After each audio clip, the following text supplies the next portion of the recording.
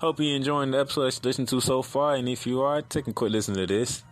If you ever thought about starting your own podcast because you love to talk, you love to debate, you want to get your thoughts out there to the world, but you got questions. How do I distribute it?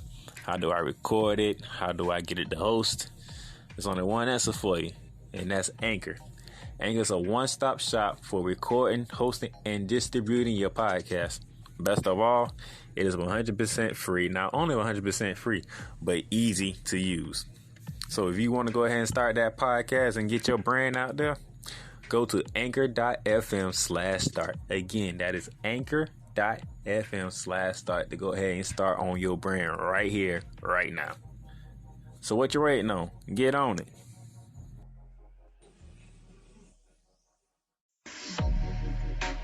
Darnell, the Playmaker Sallins here, and just here just to give you a quick introduction on what you're about to listen to.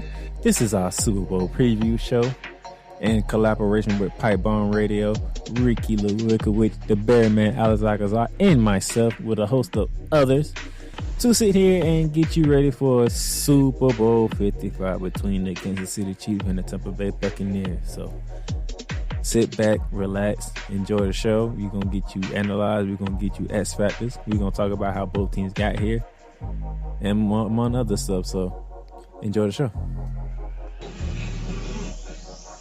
Radio, featuring your hosts, Darnell, the Playmaker Sallins, Alex Aldape, Melissa Mitro, Chris Rex, and Ricky Litwinkowich.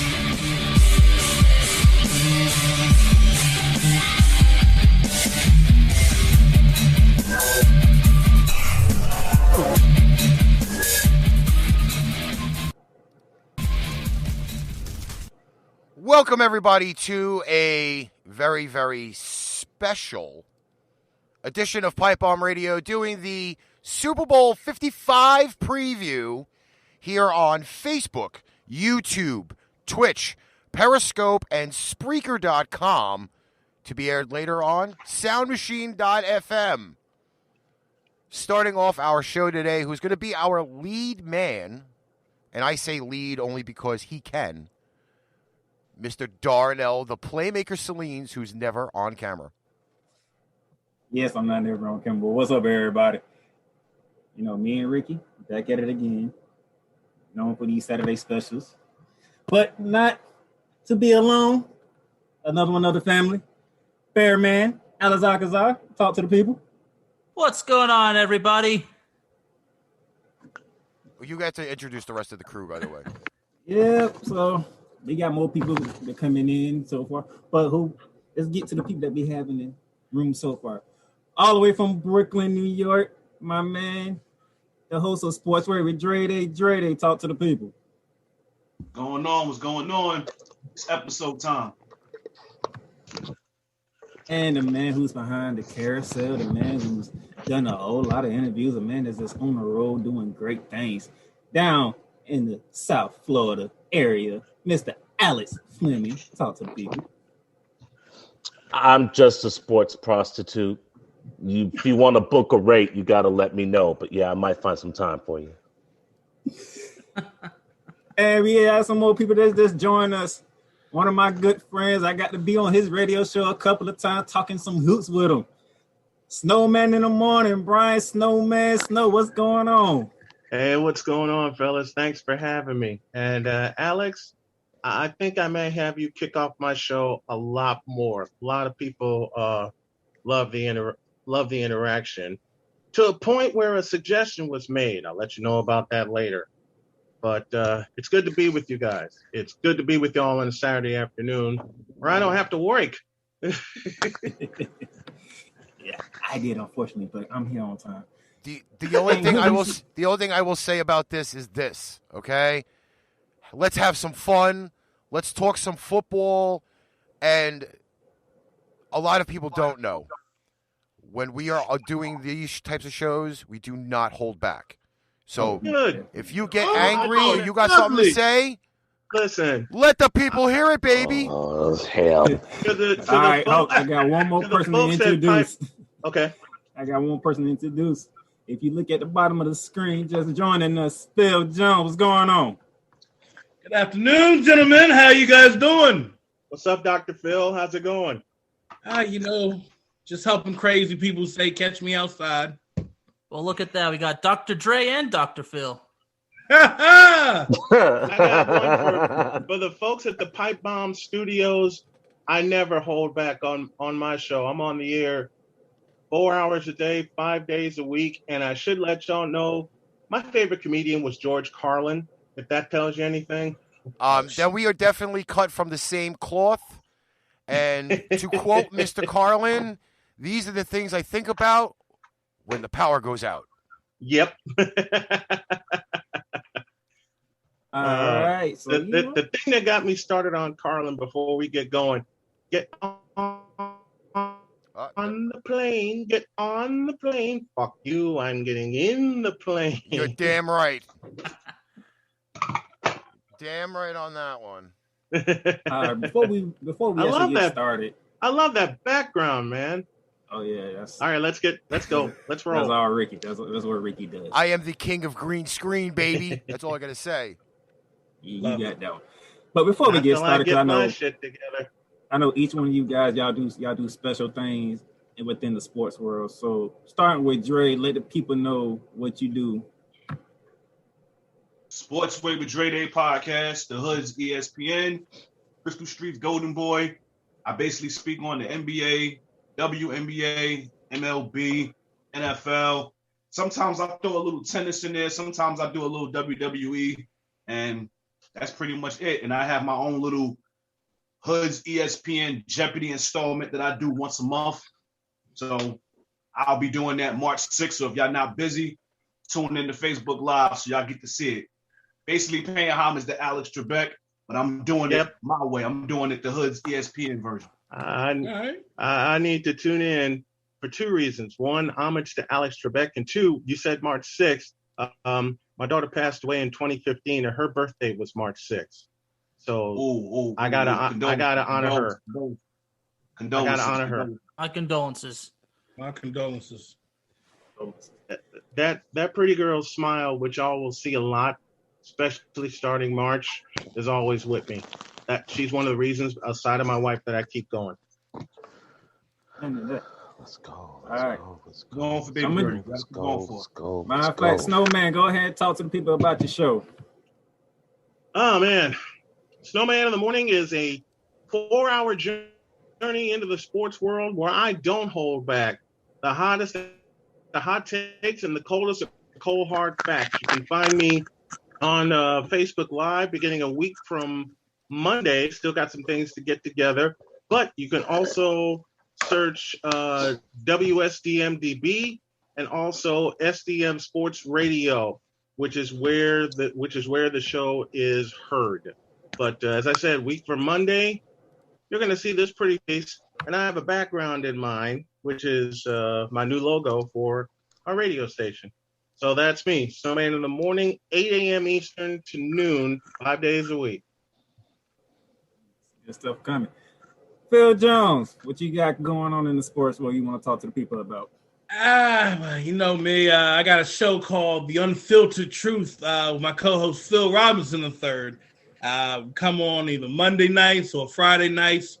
Deliver you guys the truth about what's going on behind the Raiders. If it's the Washington football team, the Ravens, basketball, any entertainment that's going on. I know everybody's huge Marvel fans, so I'll talk to you guys on that good stuff. Really, anything new coming up, I jump on it. Sports Phil, you gotta say it right. I jump on it like a shark. You gotta say it right, Phil. Not the Washington football team. I'm old school. It's the Washington Redskins. Period. And I'm saying it from a sports standpoint only.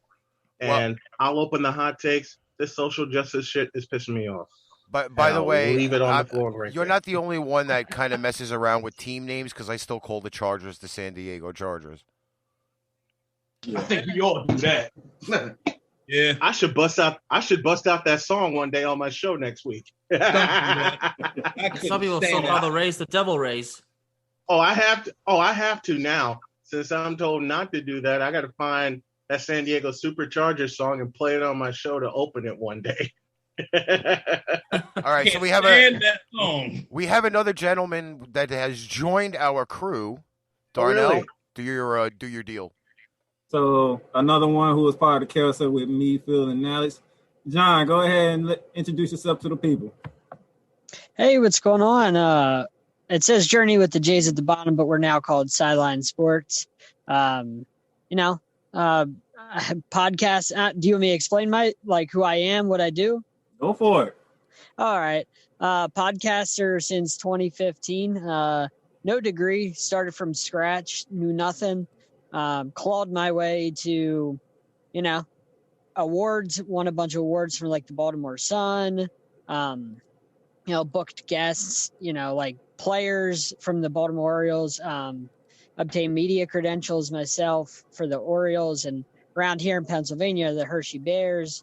Eventually NFL credentials, Super Bowl credentials for this week, and a laundry list of famous people, like writers and people from The Simpsons and athletes, Hall of Famers, you name it. I'm a Dolphins fan. I got Ronnie Brown on my show a couple years ago. That was an honor, because I'm, love the Dolphins. So, I've had everybody and anybody. Lou Holtz, met him in person, had him on my show, everybody and anybody. So I've done it all. And, it's pretty cool covering the Super Bowl. So I love this stuff, I need man. to hang out.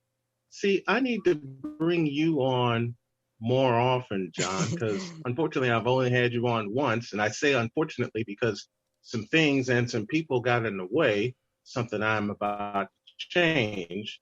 That's why I'm waiting a week before I do video and things like that. But John, I'm going to grovel for your services one day. Hey man, a lot of them. I'm always open to being on other shows and stuff and appearing and things like that. As long as I have the time, I have 2 kids and stuff, so it could be hard. Yeah, understood. I was trying to carve out time understand. for I have children as well as grandchildren, so I completely understand. Yeah. So that brings me to Alex Fleming. You do a lot of stuff, man. So you just pick where you want to start at. Ooh-wee. Well, since you put it that way, hi, I'm Alex Fleming. I'm like Fred VanVleet, I bet on myself. Fantasy and flavors is how I started. Rest in peace, Paul Hollywood Edwards. I wouldn't be here if it wasn't for you. I covered the Orlando Magic, the Toronto Raptors. I'm a reporter for the Jacksonville Jaguars. I write for the Tampa Bay Buccaneers. I also do a little bit of critiquing as well on the side. I'm here in Tampa right now. I have Super Bowl credentials. I'm a guest on Snowman in the Morning, Chris Pirtle's Sports Junkies, Mark Moses' show, 1560 The Fan, Skull King Sports with Ryan Skullroot and Scott Morganroth. I'm the developer and co-producer of the NFL Carousel. I'm the creative genius behind the NBA Carousel, but that baby now belongs to JB Ellis and Megan Price. You can catch some of my new material on 806 Sports. And like I said, I'm just a sports prostitute, and I'm not cheap. My rate has went to $50 an hour now. No more $39.95 with the coupon. Hey, how do you only add $11? Who gave you that inflation? Because I'll answer that question, Pipebomb, because I'm adding it to my rates also. Because there's a couple people that say they want to advertise. All right, prove it. That's how I feel. Oh, guys, I forgot. I was just on Chat and Spin Radio, a UK radio station with 700,000 followers. So, Nice. Yeah, I suck. As long as you don't swallow, you're good. That's another Carlinism. Just remember Well, that. since everybody is really going to tell everybody what we're all about, please, gentlemen, allow me, the Bear of Texas, to kind of tell you what I do in the sports industry, because I'm unique, y'all. I run the Bear of Texas podcast, and I have 3 shows. Number 1 is Cowboys Talk, a Dallas Cowboys discussion segment. Number 2 is into the net FC. Well, you know what? If you think what I just said is surprising, you just wait till I explain Cowboys talk because you're going to be shocked. So as number 2 is into the net FC. It's just a soccer talk discussion. I love soccer. Soccer is my main sport out of all of them. I was born in Europe, so it's in the blood, obviously. Mm-hmm. Number 3 is just, for a hobby, as part of paying the dues, it's hard to be stress-free. And I decided to add a show to add video games just to have fun and, just to build my empire, gain more followers, and really just have fun. So it's called Rage Quit. Believe it or not, coming up with the name was difficult at first, but I figured, you know what? Since I take video games so seriously, I might as well just go with the term. Like, might as well just pull up the index and say video game terms, and that's how I came up with it. But allow me to dig deeper into Cowboys talk because, yeah, I do talk about the Cowboys. But unlike most stations, I do not show any mercy, gentlemen. If there is criticism to be unleashed, God damn it, forgive the language, but I got to do it, I unleash it. If you guys want to know something, I got a death threat once because I said that Dak Prescott is overrated and is undeserving of $40 million a year, and I stick to my guns. I still say it. He is not a good quarterback. Why are we talking about the Cowboys? Okay, Yeah, anyway. I like Alex already. Hey, look, I like Alex already, but I like Mr. Fleming's question. Why are we talking about the Cowboys when they don't deserve to be talked about? This is not undisputed. We are not going to be polluted. We are not going to be punished talking about the Cowboys. We are not first. That's not. We're not doing it. You see the teams up here? You see the teams up here? Do you see the teams up here? Yeah, I see Neither of them are Cowboys. And the truth That's all we should be speaking about. All right, so but to give Dallas credit, his first season doing Cowboys talk and the amount of downloads that he got in his first season, remarkable. Hey, over 40,000 downloads on your first season ever doing Cowboys talk. Salute to him for that. Yes. Hey, that's my goal for the remainder of this season, and season 8 for me starts in October. And now that I'm finally getting the hang of this shit, I will call on anyone that can help influence it. Alex Fleming has been phenomenal when he comes on with me.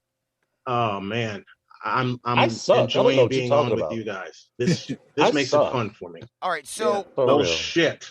Y'all know me and Ricky. Flashback Fridays, we did our show yesterday. You know me, I do Rambly Talk, I do Hoops Talk and stuff like that. But we here to talk about the big game that is tomorrow. Wait. Hold on. What? Hold up here. Everybody else got to announce themselves and give a little bit about what they do. What the fuck about me? I got fucking 10 words in. Well, look, listen, don't make me go. Listen, Pipebomb. The name says it. The name says it alone. We already know what you do, and it's basically what we do. We tell the truth about what's going on. Well, and besides, I want to guess correctly. That New York accent tells us everything we need to know. Not really. Am I correct on the accent or the? The accent is correct because it is a Brooklyn, New York accent. Yeah. Okay. Brooklyn. Yes, Nice. In the BK, baby. You got two Brooklyn motherfuckers on here today. Oh yeah. So, Dre, for those, Dre, I have yet to pick on you because I just met you. I think we talked on Facebook a couple times. I have yet to pick on you, but I'm going to pick on you before I get out of here today. You gonna pick on me? Nets are going to the finals. All right, Ricky, go ahead. I get picked on all the time, and I really don't care. All right, Ricky, go ahead and tell them about Go ahead, Ricky. The whole producer of this show is me wearing the orange and the fucking Patriots hat on. Just you like from Brooklyn, you wearing a Patriots hat? Listen, when you have family that gets you 50-yard line seats and box seats up in Foxborough, you are definitely not turning that down. Plus, I can't root for two teams that don't actually play in the state. That's just saying though, okay? AKA, the Giants. There's always Buffalo. There's always Buffalo. I have that argument. It never happens. Anyway, Pipebomb Radio actually is not even a year old, letting everybody know this. Actually, it was a sports show. There are people in this chat that know what happened. I walked away and decided to do my own thing. So, therefore, this was born. I have only been doing producing and shows since the end of 2016, 2017. And I'm not sure who said what because I was busy sharing the show out. But I've been along that line. I don't have credentials, however, but I do have the ultimate creative mind that built this entire show. Mind you, this all was put together within an hour. So if you guys get the chance to see it and you want to make comments, like the page, after today's show, this will be officially Pipebomb Radio Sports. The arch rival brand kind of died because my co-host took a dump. And if they're listening, well, you know exactly what happened, but that's besides the point. But we are here today all together as a large sports family talking about Super Bowl 55. And it's Tampa versus KC. So, Darnell, take the lead, bruh. All right, so first up, I'm going to pass it over to Bearman of Texas. He's going to give us a review of how the Kansas City Chiefs got to this point. Number one, a 14-2 record, which is a franchise record, appearing in their second consecutive Super Bowl and fourth Super Bowl all time. Patrick Mahomes is going to attempt to do what Tom Brady did back in 2003, 2004. And as far as the Chiefs go, so far what's interesting, 6 players named in the top 100. Now, first, I got to ask you, gentlemen, do you guys actually tune in to see how the top 100 in the NFL goes, or do you guys not really follow that? My comment on is this. Now, I followed the NFL on YouTube. I have found when they do their announcing of the top 100 players in the NFL, A, they do a horrible job doing it. Agreed. B, like, who actually votes on this top 100? Okay? That's the question there, right there. Because actually, I have a better question. Who compiles the list? That's a better question. Who compiles the list to vote on? See, this is where you look at 30. It's 32 teams in the NFL with 53-man rosters. So you have well over, I think it's 3,000, 4,000 players in the NFL. Yeah. Okay. Yeah. Now, I can understand your superstars. You know, you have like Brady, you have Mahomes.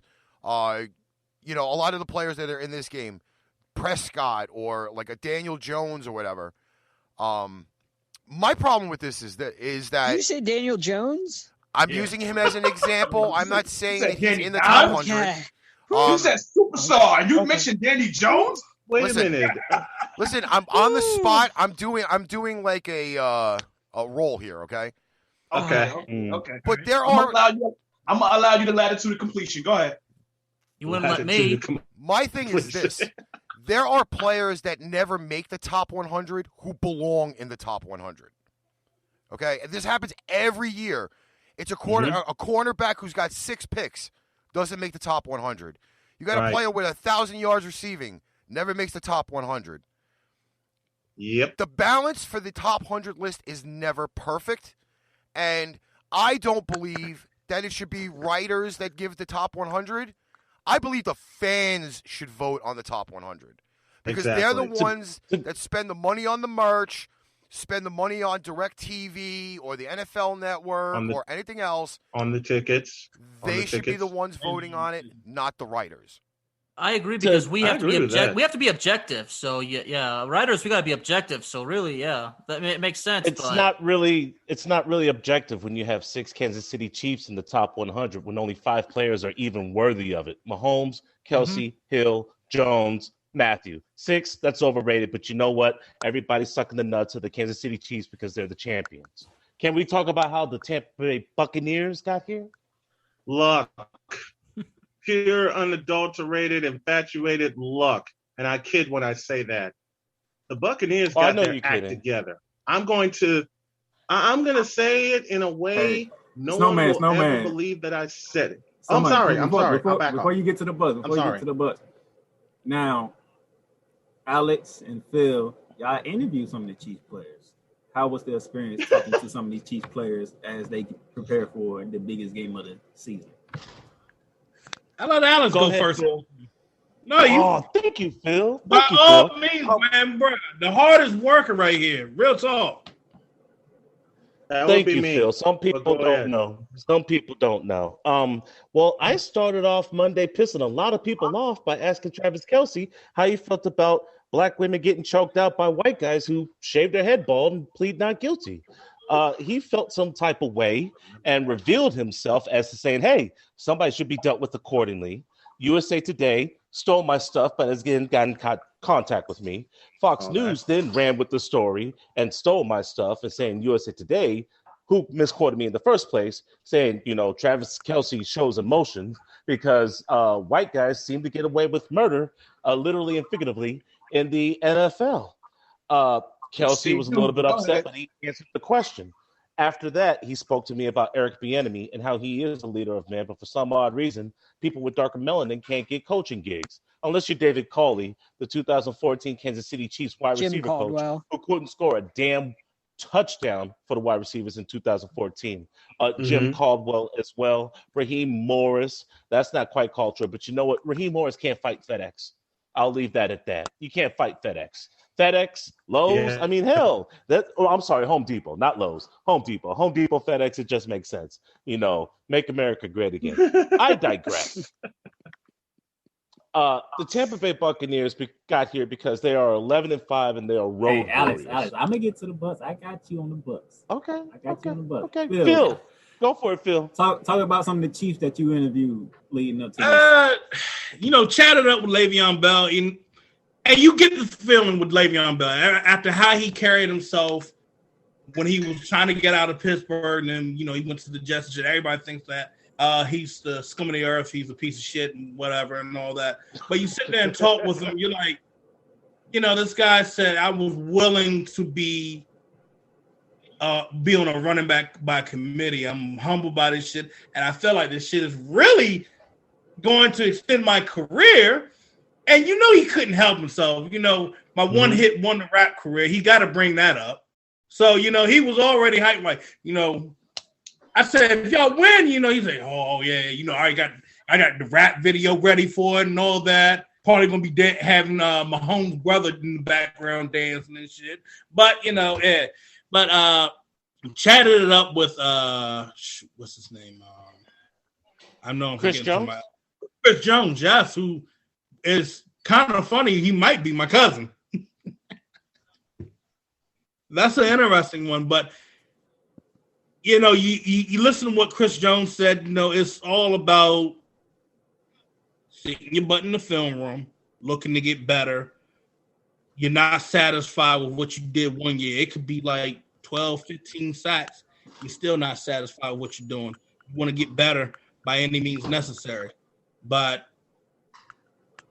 I'm ready to jump on those Bucks because I think those Bucks That's what we finished. can be upset. Allow me to conclude my Chiefs analysis as Darnell requested earlier. If I may, gentlemen, if I may. Ahead. Well, honestly, see, I'm glad I brought up the top 100 because Ricky said exactly what I thought. And I guess based on what y'all said, I guess you could say it's rigged. But anyway, I'm gonna cut straight to the point. I mean, the regular season, obviously they won games, so that's how they got to the regular season. They won games and they played effectively. They set numerous records. That's what the Chiefs do. Obviously, that's what Patrick Mahomes does. But the playoffs specifically, gentlemen, is I like to say they took advantage. And by that, because when Mahomes went down against the Browns in the divisional playoffs, the Browns had a golden opportunity to win the game, but they didn't. And since they blew those chances away, the Chiefs took advantage. Outside corner, bro. That's what you do. You got to take advantage. If one team has an opportunity, they piss it away. That opportunity goes to you. And by golly, you cannot make the same mistake. The Chiefs did not do that. They simply did the opposite. They took advantage and did the same thing against the Bills. The Bills started off strong, but then apparently, one might say this is an exaggeration, but it seems like it happens a lot. They took the foot a little bit off the gas pedal. And when you do that, you made a lethal mistake. You're freaking doomed by then. Chiefs took advantage and they won. I mean, what can I say? That's the bottom line of the playoffs. You just take advantage. You got your opportunities. You don't waste them. That's a successful taking a full advantage of it. That's how the Chiefs are in the Super Bowl, gentlemen. And one might say, Alex, they got there because they're loaded. Okay, you know what? No. Yes, they are loaded. But that's not the reason. Because And I'm going to ask you guys if you agree with this. We've seen many teams that are loaded with talent, have we not, over the years? Yeah. And how many times have we seen them fail?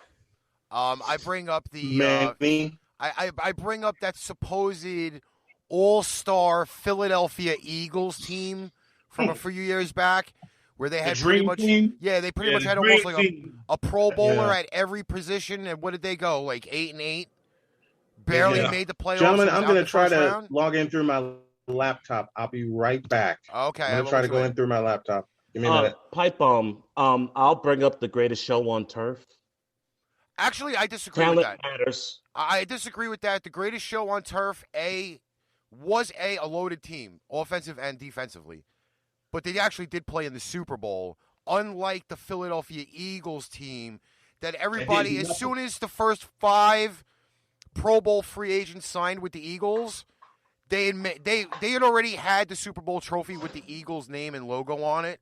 That was a load of crap. I had called that one right down from the beginning. This team's not even making the playoffs. Really? I think it's the 2011 Eagles you're referring to. It was in 2011. Yeah. Hold on, Bearman. Really? You just gonna call me out like that? But you know what though? I actually admire the Rams for that reason, only because Kurt Warner pretty much just came out of obscurity for that team, and automatically, from beginning to end, made that team an actual historic team. What we're seeing with the Chiefs this year is not like it was last year. Nope, not at all. Okay? You do not see the foot on the gas pedal from first minute of the game to the last second of the game. That's for one. 2, I'm not saying this as a bad signing, only because it's for playoff experience. I think this team started to go downhill a little bit once they signed Le'Veon Bell. Because their running game was phenomenal at the beginning of the year, and then it started to drop off once Le'Veon got there. That's one major cog in this Chiefs offense that's not had them put up the amount of points like they did last year. Another thing I want to say about this is everybody makes the strength of schedule thing a big deal. I think that was a load of garbage, because you had teams like the Browns come out of nowhere this year. You know, there was a few other teams that we thought were going to be legit Super Bowl contenders, and they shit the bed. So strength of schedule to me doesn't Cowboys. Exactly. Now who's talking about the Cowboys? Ray. But you see, that's what I'm saying though. Like the teams did not lay out properly this year because of what we deem it as the worldwide bastard. Because if you say the C word or the P word, you get demonetized or your shit gets thrown off the air. But that again, like I think with the issue of the sickness or whatever you want to call it, and then on top of that, the teams of strength of schedule BS. Chiefs did not look the same as they did last year. Some of these games they did skate by because the defense saved their ass. Hey, since we're unfiltered, let me say it. The Chiefs' schedule was SAWFT soft. They played the AFC West, NFC South, and a whole bunch of teams that couldn't compete. Did they play Green Bay? No. Did they play a healthy Saints team? No. Yeah, did you play a Tampa Bay? Tyreek Hill go off for 200 yards in the first quarter against the Bucks, the team they're about to play. We're going to get to that game, but not right now. Wait a sec. Hold on. I'm just saying. Did we say that the AFC West was soft? No. I disagree with that. He said they schedule. No. The CHEIFS schedule was soft. Outside of the division. Because the division this year in the AFC West was a lot stronger than it has been outside in of seasons past. I'll say this outside of the division, it was easy as hell. In the division, no. Besides the Broncos, the division was soft too. Besides the Broncos, hold on. Besides that week 17 game when they set all I'm this not stuff. even counting that. I'm not even counting that. They played Who's Phil's the Raiders only team that beat twice. them? Who's the only team that beat them? Almost The only a team that second beat 'em- time. The Raiders Raiders are the Almost only one that second beat them in The the Raiders. division. The Raiders. Exactly. We can't talk over each other, gentlemen. Some of us have to let single people speak. The only So- team that actually beat them was the Vegas Raiders, and that was a damn shootout. Denver is a joke. The Chargers were choking up more than Vanessa Del Rio. If they won half the games they choked, they would have been in the damn playoffs. And as far as those Raiders are concerned, bro, y'all gave a game away against Miami. Y'all should be ashamed of yourselves. How First you off, lost that. hold up. First off, you know what? I'm the only one that can slander Hey, my all right, own. hey, we're not gonna get on the Raiders. We're not gonna talk about that. You a Raiders fan? That can slander. No, yeah, he's a Phil represents the Raiders. Oh, okay. All right, we do have another guest joining us in the JB Ellis, tell the people about you and what you do. Hey. We're waiting for Marcus to come in here. Okay. Hey, Joe, where the ladies at? I mean, for real, it's Right? fucking Well, in Hillshire Farms. in all honesty, the one lady that would come on right now is currently working. That would be my partner in crime, Melissa Mitro, who really has no stake in this game, but she is probably one of the most kick-ass female analysts on the planet. Just letting you know that. She's working. I talked to Stacy. I don't know if Stacy hasn't hit me back yet. I told you, she had a family emergency, so she had to back out. That's right. Not a lady, but you guys are killing me with We're not the. talking about Dallas, okay? As long as we're not talking about Dallas, everything's No. No. Go ahead, JB. You guys are killing me. The AFC West, besides Kansas City, was pretty soft. Thank you. The Chargers, Thank who I you. covered, blew game after game after game. Denver's offense, I think we could get like 5 more people and have a better offense. The Raiders, if it wasn't for a miracle, they would have lost to the Jets. Nobody lost to the Jets except for I forget who. But I mean, Cleveland and the Rams, Los Angeles. Yeah, I mean it was so the AFC West is bad. Kansas City's good though, but the other 3 teams they're up and coming. And you can't compare, the rest of the division. Soft ass schedule. All right. While we got somebody that's trying to connect it in, let's switch gears over to the Tampa Bay Buccaneers. So, well, last point I got to make is we'll see if Kansas City can take advantage of against Tampa, but Tampa is going to be the ultimate test because, like Mr. Fleming said, the schedule was lenient to say the least, and if they don't get it done tomorrow, it's certainly going to tell a different story. That's all I'm going to say. Well, thank you, gentlemen. We're going to get to that. Tampa Bay Buccaneers, as you know, the biggest storyline in the offseason was Tom Brady leaving New England, coming down to Tampa. Everybody was seeing how that goes. Went 11-5. That was a 5th seed in the NFC wild card. Went on the road to Washington football team, defeated them. By the way, as most people that I have talked to said, that was part of the turning point for the Tampa Bay Buccaneers because how competitive that game was. I mean, most people thought that game shouldn't have been competitive. Then they went on to the New Orleans Saints. They exercised their demons and got one back on the Saints, and they got the most important one back on the Saints, 30-20. Drew Brees did not look good. Tom Brady didn't have to do much because his defense rose to the occasion. And then there was the trip to Lambeau Field and against Aaron Rodgers and the Green Bay Packers. In the first half, Tampa Bay was on all cylinders. You couldn't stop them even if you tried. Second half was different, but the defense yet again. This is the time of it, like I always say, and Alex can tell. I always say defense wins championships, and the Bucs defense made sure that game did not go into Aaron Rodgers' favor. Hey, but before absolutely anybody here tries to disparage the Tampa Bay Buccaneers, the Tampa Bay Buccaneers are road warriors. They went 9-2 on the road. Stop and think about that. And the first 2 losses of the 9-2 on the road record was early against New Orleans week 1, against Chicago week 5. So get on my level and stop the hate. I'm going to check each and every one of you and try to say something stupid. The Aren't floor they is at yours. home? Oh, wait, we can have fun with the Aren't loss they at against home? Chicago. They're not on they the are at road. home. Yeah, I know they're at home. Mr. Fleming, I got to ask you, how could I argue against a guy who's just putting up the facts? I can't argue with you because you're telling the truth. You're just like me, telling the truth.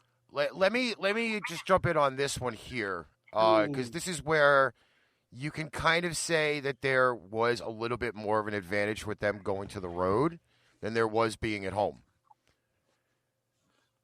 The crowd factor A is 1. Okay? That will give any team an advantage whether they're at home or on the road. Okay? Look at the cities that they went to and look at the places where they would have had tremendous, and I mean tremendous, background noise from the fans. So this year, with the worldwide bastard again, any team has an advantage whether they have crowd or not. That's where I think Tampa really got an advantage because the home fans on the road couldn't disrupt any type of play calling. So I'm going to take that road 9-2 record, roll it up, and into the back. Into the back. Wow. Totally dismissing Tampa. Okay. No, I'll be honest with you. And this is one of the things that I can kind of say this year made a tremendous difference, again, for a lot of teams. A place like Kansas City only has, 4,000 fans in the stands, and it still sounds like a full stadium of fans. Buffalo was a perfect example. 6,700 fans sounded like 67,000 fans. Okay? A lot of the places that teams went couldn't even have 150 people in the building, let alone 1,500, 5,700, 6,700 people. Okay? So I am not going to take, they were great 9-2 on the road with no fans in the stands. I don't find that as a great factor whatsoever. What about the weather? They did have to go to Green Bay and play in cold weather. Okay, Tom Brady is like 49 and whatever in cold weather. So you just marked that fact right there. That's the only thing. You had guys who have played in cold weather. Antonio Brown, Pittsburgh. Gronk, New England. How many times has it been below zero there? Tom Brady, the same thing. You brought in players that could play in both cold weather and warm weather. Next. Wow. Superdome, Saints. They were How many fans? How many fans were in the Superdome both games? Not even 1,000, because they only had first responders in the building for the whole first regular season game and the playoff game. So Not you're half the assuming noise. that fans play more of a role than the team who actually beat them twice in the regular season. Let's bring up Seattle, for example. The 12th man is the second loudest building in the NFL behind Arrowhead. And how many teams, when you go into either one of those buildings, have issues with play calling, making adjustments, etc.?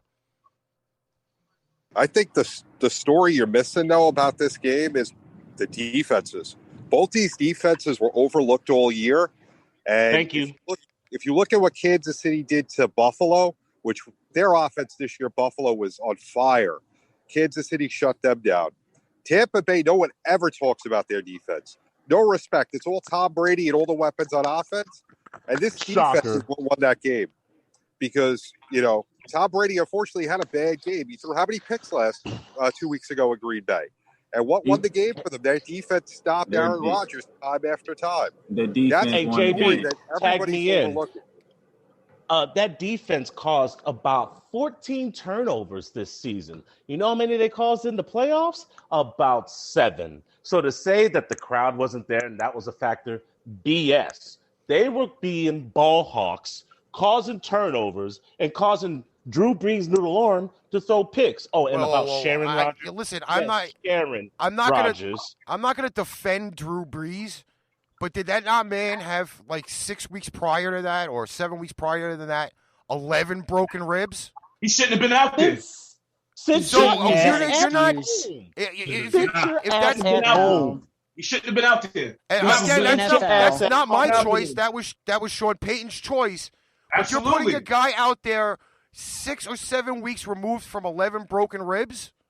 Then stop making excuses. Play Jameis Winston or that tight end dash quarterback Taysom Hill. Sit your ass at home.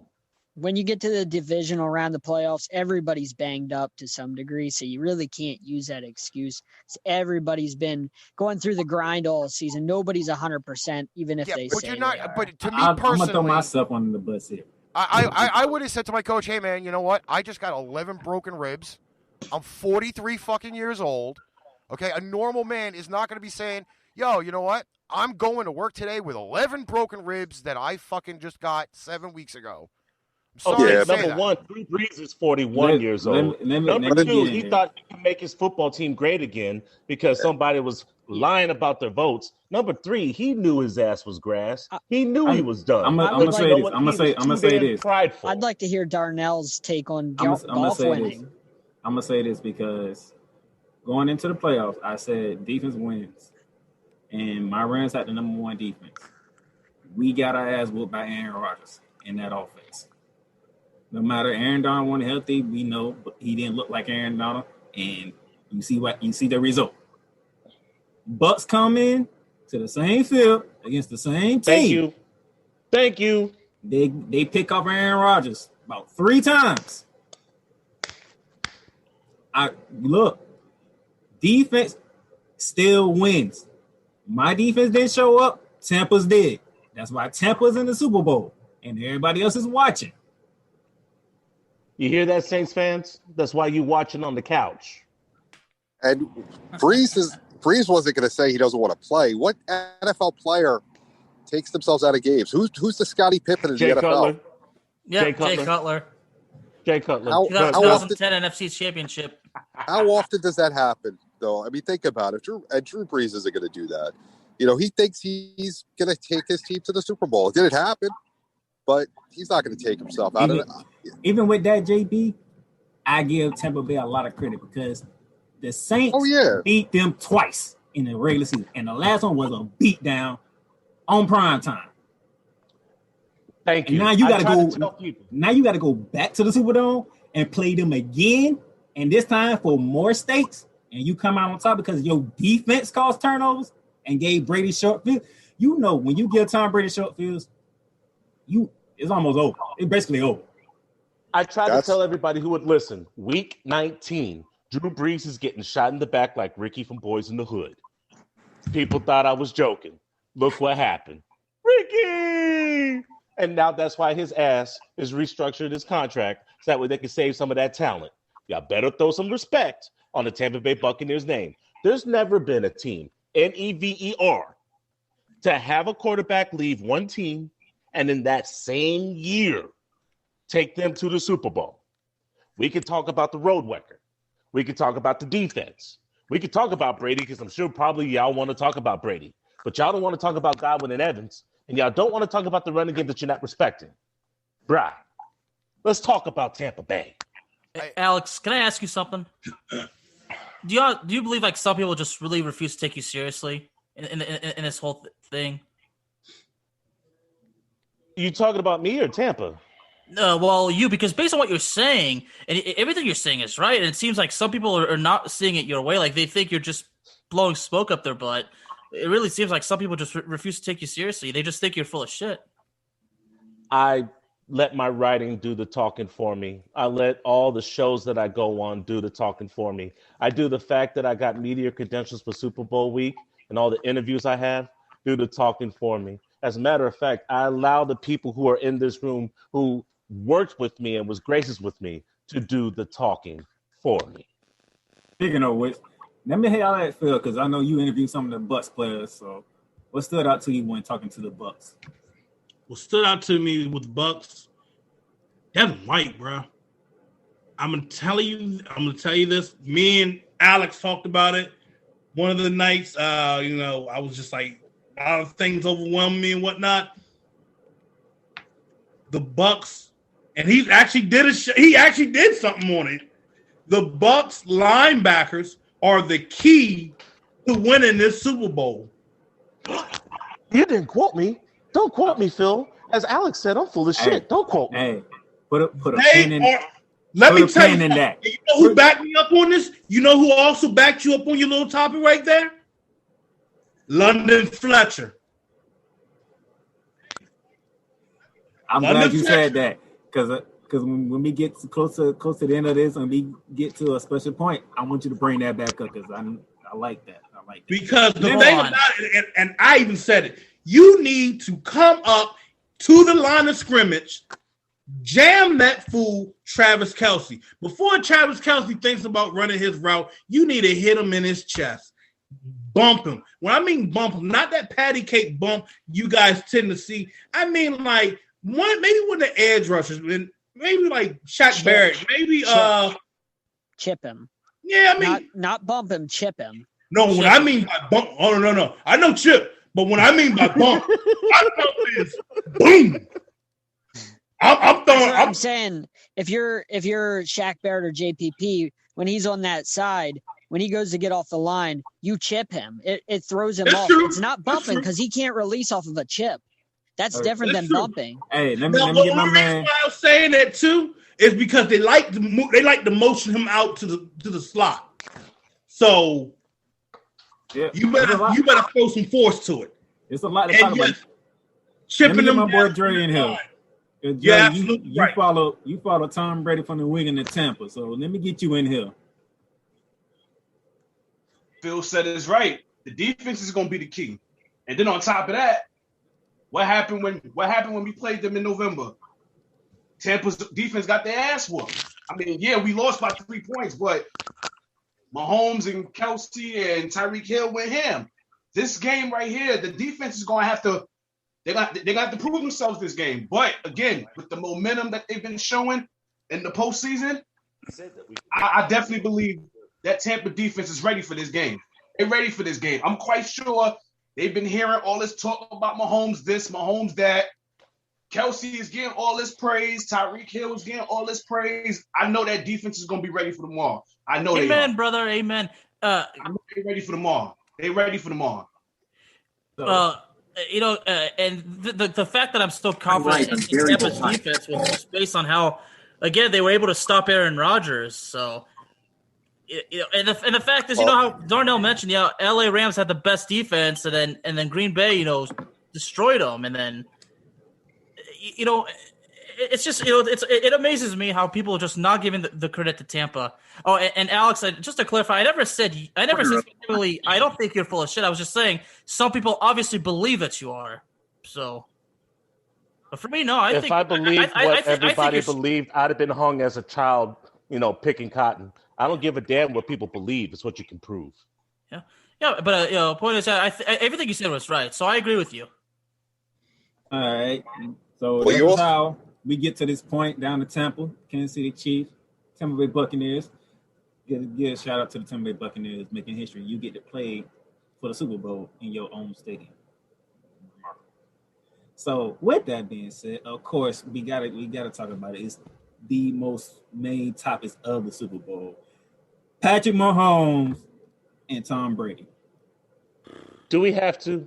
Because there's better storylines. There's much better storylines. Oh, look, everybody wants to talk about the GOAT and the baby GOAT. Brother Darnell, please. Can I really throw this one out here? Because being here, sitting with the New York media, which I think they're all a bunch of idiots anyway, the factor of, again, the worldwide bastard kind of made an impact on Sunday last week with the supposed infected barber that was giving players haircuts. I love that security that we just put a barber in and said, hey, let's give half the Kansas City Chief haircuts and I'm infected. Like, I don't understand how that worked. But God forbid, let's say these guys did get the worldwide bastard thing going on.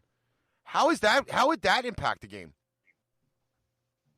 Well, it wouldn't impact Tampa at all because they actually test people 2 times a day. And as far as Kansas City is concerned, as long as you're not running down little kids, I'm not worried about COVID. It's the last game of the season. Guys, no one's talking about the offensive line of Kansas City being a weakness, or better yet, the fact that you can run on the left side of the defensive line between Nadi and Possumwa. There's a lot of holes in Kansas City, and people are expecting Patrick Mahomes to be Superman. Did y'all not forget that last Super Bowl, Patrick Mahomes was underwhelming? Yes, he won the game. Yes, he completed that long pass to Tyreek Hill, but he didn't look good. He looked better than Peyton Manning's last Super Bowl, but that's not hard to do. Bro, you got a defense breathing down your neck, a left side of the offensive line that you can't rely on, and you got linebackers who want to give some smoke to Travis Kelce. And usually, if you know anything about quarterback, it takes a 5 to 7 drop to get those deep passes to Tyreek Hill. That's usually 2 to 3 seconds. Alex, if you're getting pressure off the line of scrimmage, you're not going to have time to have those deep drops. Didn't Peyton Manning play that game in a wheelchair? Because that's what he looked like. 143 yards, but I'm full of shit. You got a Super Bowl ring out of it. I give him that. Well, I mean, with Denver's defense, I could have got a ring out of that, bro. Bro, Peyton Manning was toast. You got to think about the first time Peyton Manning made it to a Super Bowl with Denver. You know, Seattle bum rushed them. There was a turnover and a fumble 14 seconds in. That may not have been Peyton's fault, but they never recovered. The second time against Carolina, Peyton Manning was awful. But that defense was clapping. And it made, you know, what's the name of the name? Medea. Yeah, Medea didn't even want to jump on the football, bro. That's how scary that Denver Bronco defense was. For those of you who he's referring to, calling Medea, I'm talking to the audience. For those of you who doesn't remember, we're talking about Cam Newton not jumping on the football. Exactly who we're talking about. So, John, JB, y'all want to get in here and talk about the cheap side of things? Well, I mean, Alex makes a great point bringing back the Manning Super Bowl when, you know, Seattle just kind of bum rushed them, but it was really quick. You know, Mahomes has a tendency to start off slow in the playoffs, and you don't want to give Brady a chance to get out in front. And that Tampa Bay defense that nobody's given any credit to is going to make it tough. If you let Tampa Bay go out, you know, double-digit lead, which could possibly happen, I don't think they're going to be able to recover, even with their explosive offense. John, you want to hop in? Yeah. I guess I'm the only one that actually believes in Kansas City. Everybody's just knocking and giving Tampa Bay all this credit. I mean, guess we all forgot that Tyreek Hill went off for 200 yards in the first quarter against this same defense. And that was with Kansas City taking their foot off the gas. They took their foot off the gas. Yeah, they ended up winning by, a touchdown? But that was because they took 3 points. Easy. Yeah, 3 points. That's because they took their foot off the gas. Tyreek Hill could have went for 400 yards if he really wanted. I mean, he was just burning them all day. Oh, I'm sorry, the first quarter. So, come on. We're really forgetting that Tyreek Hill did that to this same defense in this same stadium. Same stadium that they're about to play in tomorrow. He did it. Hold on real quick. So hold on. No. Because I want to talk to Phil here. So now, hold on. Now, what week was that when that loss? I'm trying to. Matter of fact, week 12 down in Tampa, Jim Nance and Tony Romo called the game. Tony Romo said, "Don't be surprised if you see these two back here later on in the season. This is where we at. Same place, same team, same announcing crew." Now I'm gonna say this: during that time frame, I felt that Tampa Bay didn't truly find themselves until week 13, 14, 15, 16, and say that we that badass month down here in the NFC South that can go forward to the playoffs and so on and so forth. I still kept seeing like a whole conflicting battle between them on offense. Now, defense now, you look at what Antoine Whitfield Jr. can do. He wasn't there during that NFC Championship game. And then they lost what? Did they also lose Whitehead as well? Yeah. Mm-hmm. Those two guys, key guys, did not play in that game. They won that game. Now you bring these guys back against Kansas City, the young, the healthy, they're ready to go. And now Ty Bowles can be like, oh, you know what? Let's go on and think about this. All right, instead of me trying to get, I think Tyreek Hill was lining up on what Carlton. He was on Carlton Davis. Carlton Davis. Yes, Carlton. I'm not Davis. going that route this time. I'm going to put it on somebody else because Carlton Davis is going to have to be on Sammy Watkins because Sammy Watkins is going to be ready for Sunday's game. You can run a combo coverage for your defense. And I know Ty Bowles will do that. He runs multiple defense. You can mix it up. You can disguise it. So, he knows what he's going up against now. Alex Fleming, I got a question for you because I know a few more Bucs fans, and they all said this to me, and I want your take on it. They felt like that game against the Washington football team was the turning point because that defense didn't do that well. They fourth-string quarterback in Washington played his ass off to keep that game as close as it was. But Tom Brady doing what Tom Brady does, make sure to come up with that victory. Was that the turning point for the defense? The turning point was after the bye week. Hear me on this one.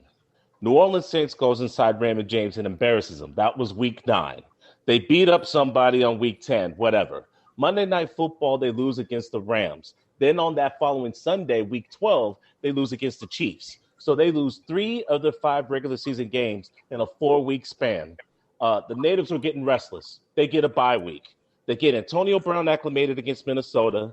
They beat up on Atlanta after being down 17-0. They beat up on Detroit. That game was over before the half. And then they take out Atlanta, and that field was clicking. After the bye week, Tampa Bay was scoring. The offense wasn't giving up sacks. The defense was flying around the field. They had a 4-game winning streak. They went into Washington. They won ugly. They went back to the Superdome, to that Thunderdome, without Alex Kappa, by the way, their starting offensive guard on the right side, because they replaced him with Stinney. Keep in mind, they still didn't have Jamal Dean or Vita Vea. I just want to let you know that week 12, Jamal Dean and Vita Vea didn't play against the Chiefs. Okay, I digress. They go inside the Superdome and they beat up on the Saints. And then everybody's like, oh, you're going to lose to Aaron Rodgers. You're going to lose to Aaron Rodgers. One ugly. Yeah, they went up to the Green Bay Packers and was up 28-10 at the half and handled business. And guess who's going to be back for the Super Bowl matchup?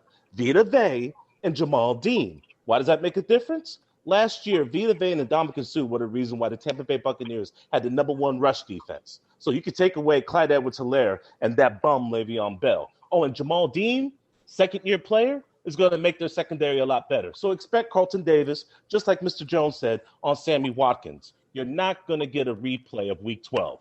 But then again, I could just be full of shit. So let me get JB and John in here because Sammy Watkins is coming back. He hasn't played in who knows how long. You still got Tyreek Hill. You still got Travis Kelce. Your main 2 targets for Patrick Mahomes. They are without both of their tackles for this game. So, do you believe Patrick Mahomes can still be Patrick Mahomes?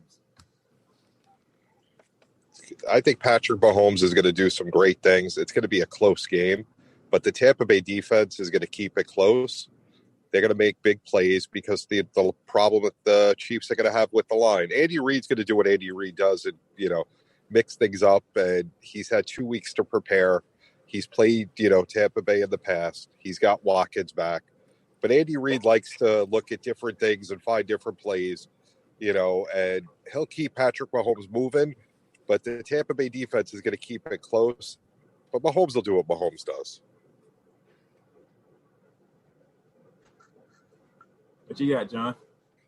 Yeah, I agree. I mean, you guys are all – I think Phil talked about how the turning point was the Washington game. I mean, I believe we were talking about the Chiefs having a soft division or a soft schedule. I mean, Alex just got done talking about how the Bucs played Atlanta, Detroit, and Atlanta. Then they played a fourth-string quarterback. That's pretty soft in my opinion right there, going through that little gauntlet. Then you go to the Saints and no fans, so you get lucky there. Drew Brees attempts 0 passes of 20 or more yards. 0. If they listen to me and they take out Drew Brees down by 10, they have a chance with Jameis Winston, but nobody believed me because you have to leave Drew Brees in because, you got to stick to your loyalty and go down with the ship. They could have went with Jameis Winston and actually attempted more than 0 passes down the field. Oh, wait, they attempted 1, and it was a 56-yard touchdown. I mean, now the Green Bay game was impressive, but then again, Kansas City doesn't have anybody named Kevin King on their defense as far as I know. I mean, I'll go check their roster, but I don't think Kevin King is playing for the Kansas City Chiefs. So I don't think Scotty Miller is going to get a free touchdown before the half, whereas the game was, decided by less than a touchdown? Something like that? 5 points. Yeah, 5 points. So if that Kevin King goofy play doesn't happen at the half, maybe the game's different.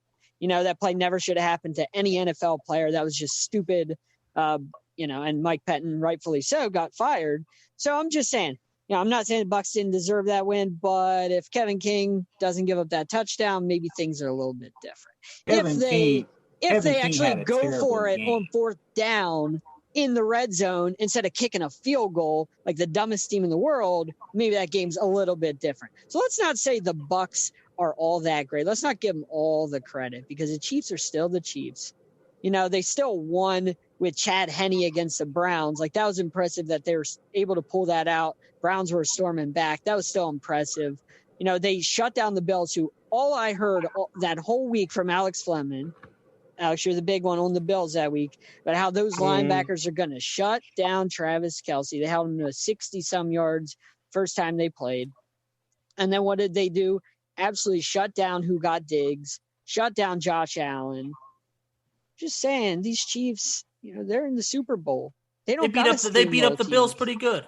Yeah, and everybody was talking about the Bills, about how the Bills are just going to walk all over the Chiefs going into Arrowhead, and what happened? Really? There, so who was saying that? Yeah, I got somebody here on this same chat. Alex Fleming was talking about them Bills who got Diggs. Nobody could cover him. So that's one person. I remember being on that show as well. I don't think Alex said they were going to walk all over the Chiefs. I heard nothing but how the Bills were just going to walk all over these Chiefs, and the Bills are hot, and they're the best team. John slightly misquoted me. I did have the Bills, but I didn't say walk. It was all about who got Diggs, and apparently the Chiefs got him. Bro, he wanted to stay and watch that celebration. That's why the Bills lost that game. They don't have a sufficient running game. Josh Allen takes some of the worst sacks I've ever seen in my life. And when you can't run the football, you could just bear down and start sending psycho blitzes. And, I mean, they lost their cool. Once the Bills' offensive line was unable to hold, Allen got a personal penalty. A couple of offensive linemen got personal foul penalties. They unraveled. They desperately need a running back. But, yes, congrats. You called me out, and you were right. I even wrote a story called 52 Pickup because I thought the number 5 seed, Tampa Bay Buccaneers, and the number 2 seed, Buffalo Bills, were going to meet in the Super Bowl. I had to dumb it down for some because, apparently I don't know what the hell I'm talking about. All right. I like the conversation. So we know about the big stars, Tom Brady, Patrick Mahomes, Tyreek Hill, Travis Kelce, Mike Evans. We know about the big stars. But we all know in big games, there's an X factor who steps up and can turn the game around. Dre, who would you pick as an X factor, no matter what side? Who would you say needs to be an X factor in this game tomorrow?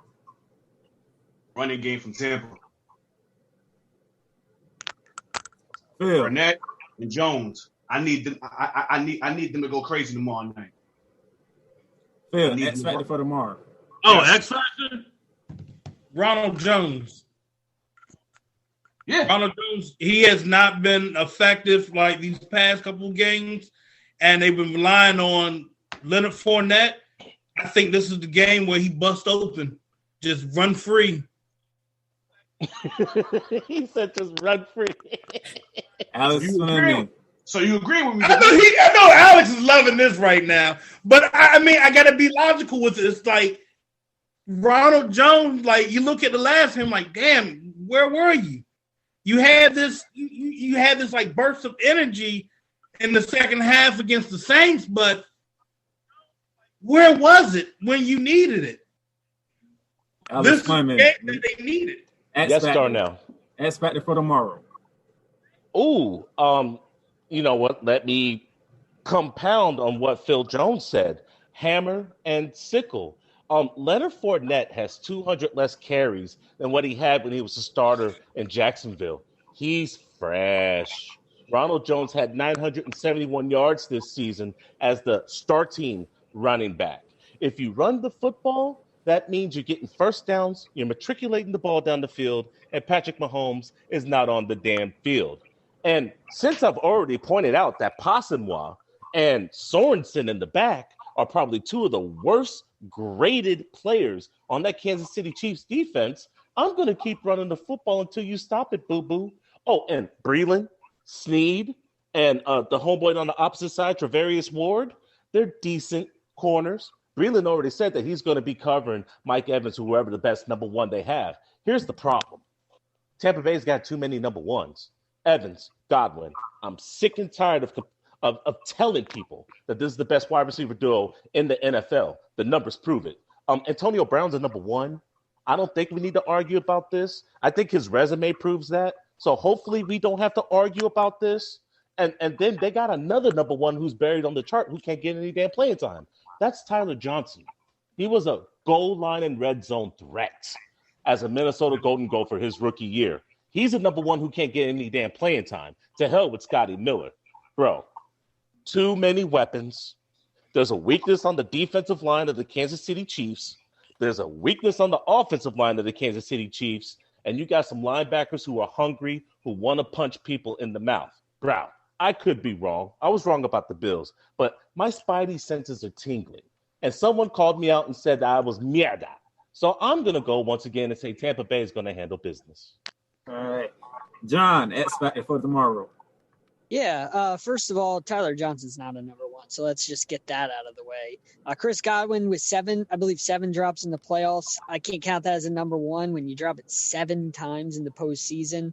So let's get that out of the way. Antonio Brown and Mike Evans, I'm going to give them their credit. Fantastic number ones. My X factor, nobody's talking about. The guy I talked about last year for the Chiefs winning the Super Bowl over Mahomes. And he was X Factor last year in the playoffs, X Factor in the Super Bowl, X Factor he's going to be again this year, X Factor he was against the Bills, Chris Jones, the cousin of Phil Jones potentially. Chris Jones is arguably, one of the best players on that team. He's just underappreciated because they have so many other guys. They have so many guys on the offensive end. Matthews is a honey badger, so everybody gives him the love. Chris Jones is a man among boys. I mean, that guy is amazing. He's fantastic. And he's going to stop any chance they have of running up the middle. You're going to have to bounce to the outside, which Jones and Fournette are not exactly guys that bounce to the outside. They like to pound up the middle. And Chris Jones is going to be waiting. He's fantastic. Frank Clark is a big man on the outside, defensive end. So that defensive line, let's give them credit. Where the credit's due. Chris Jones, though, was the X factor as he was last year when they won it, as he was this year. They both play on the right side. They both play on the right side, John. That left side is just bare. Chris Jones is like Aaron Donald. He just doesn't get the love. Chris Jones is amazing. That guy is going to be the X factor in tomorrow's game. Watch and see. He's going to stop that run game and make Brady beat them. And the Bucs want to win by running the ball, not by passing the ball. JB, X factor. So I'm going to go with everybody else that said the Tampa Bay running game, because the only way they're going to win this game is to hold the ball. Got to hold the ball as much as possible, keep it out of Mahomes' hand.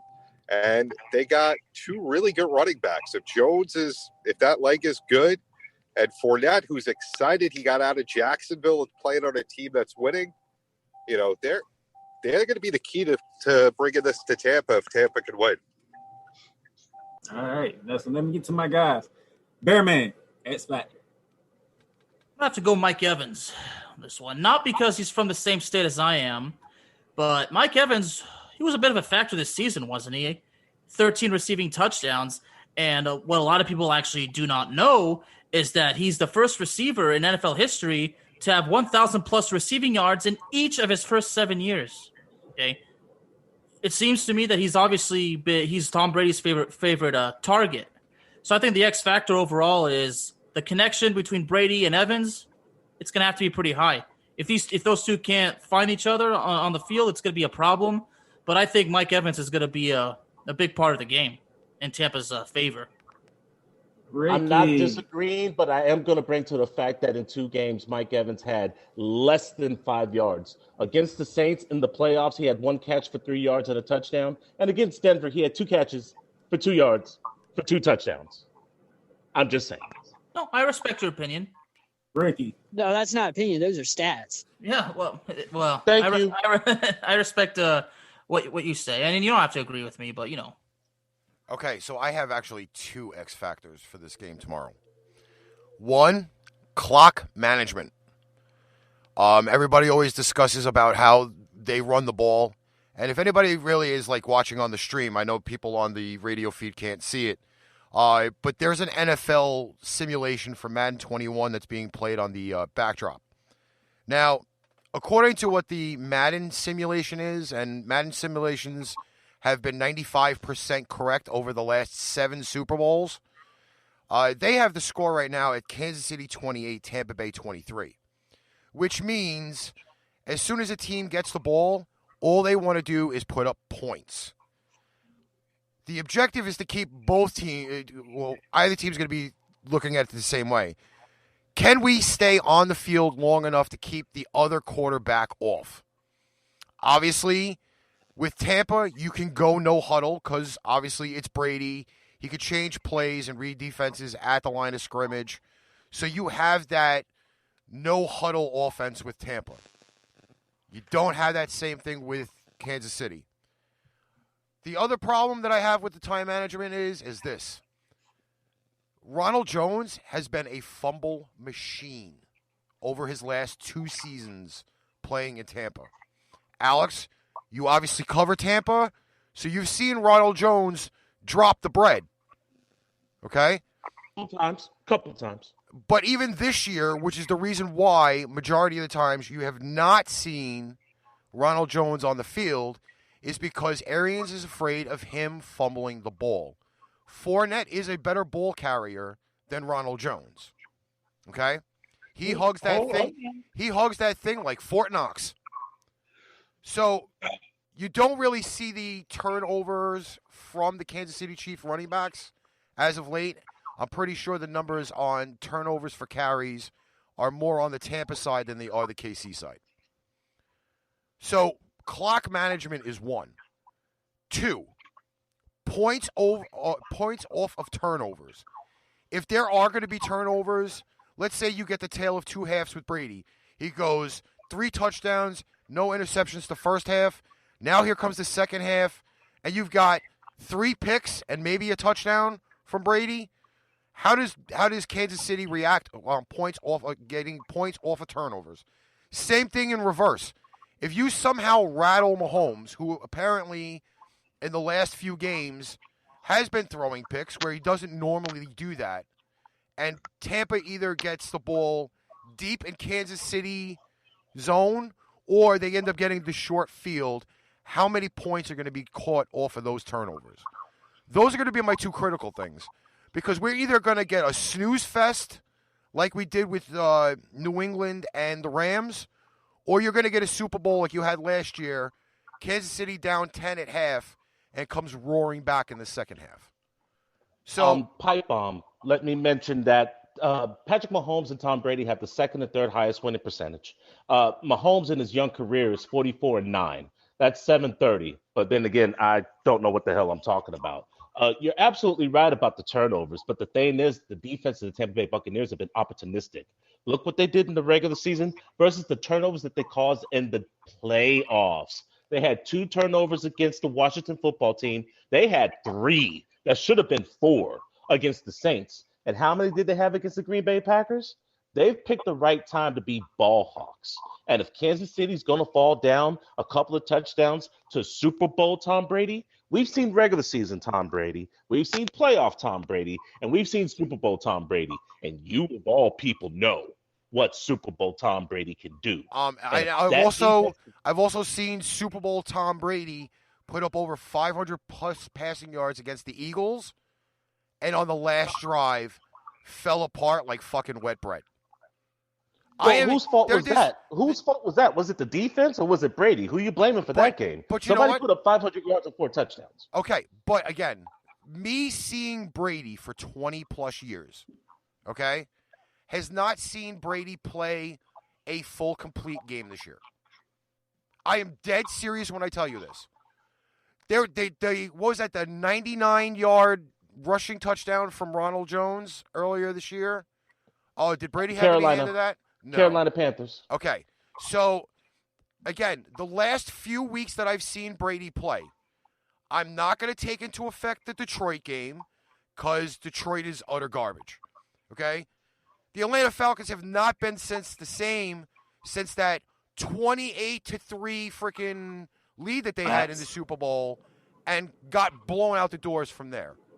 Okay? So the Falcons haven't been good for 4 years. So I'm not going to put any weight on that. I'm going to put weight on the games where you've seen Brady play. The first game of Saints stunk. Okay? The Kansas City game, he came back but couldn't finish the job. Brady in the past would have finished that job. So this year, yes, he did bring Tampa to the Super Bowl. Yes, he's had a phenomenal run the second half of the season. But Brady is not fully Brady. It is not the Brady of the last 20 years in Foxborough. Well, Father Time is undefeated, bro. Come on now. Father Time is not undefeated. Father Time is undefeated. I'll put it this way. If somehow miraculously, and I'm not saying this because I'm rooting for the Chiefs, nor am I rooting for the Tampa Bay Bucks, by the way. Okay? Brady's not on my team anymore. He's not a player I root for. I don't follow the player just because they went to another team. Okay? But let's just say, if you want to go back to the 2 big losses that he had in the Super Bowl against the New York Giants, where they put him on his ass and pressured him all day long. If Kansas City does that, Brady will play like he did the second half of the game where he threw 3 picks. You know, it's funny you mentioned that because there's a reason why Steve Spagnuolo is the defensive coordinator.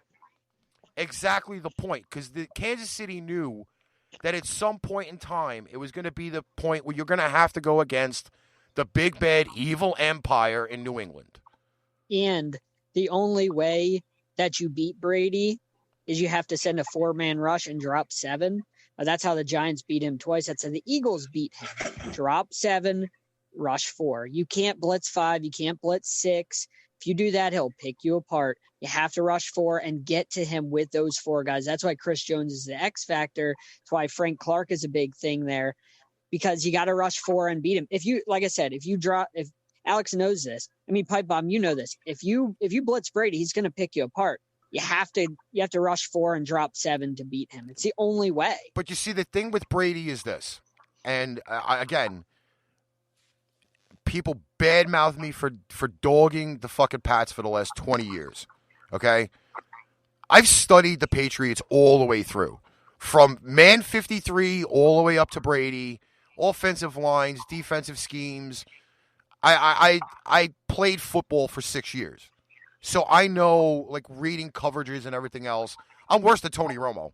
I turn off the feed on CBS when they're on. But you could tell when Brady is not right. You could definitely tell it. The facial expressions, he's got a bad poker face. Okay? And if he's getting hit early, that trend continues from second 1 of the start of the game to the end of the game. Okay? Pipe bomb. How is he going to get hit early when Kansas City traditionally plays a 4-2-5 defense? Answer me this. Just answer me this. And be honest with me. You can disguise blitzes on Brady very well. A game I'm going to reference, okay? A game I'm going to reference. AFC Championship game, Jacksonville versus New England. And who won that game, sir? The Patriots did win that Oh, game. and I'm glad But you brought that up did because you who had the better watch? personnel in that Jacksonville game? Let's be completely honest. That Jacksonville defense was stacked. Okay, but again, you got a defensive coordinator who's played against Brady twice in the big game. Who studies 11, 13 years ago?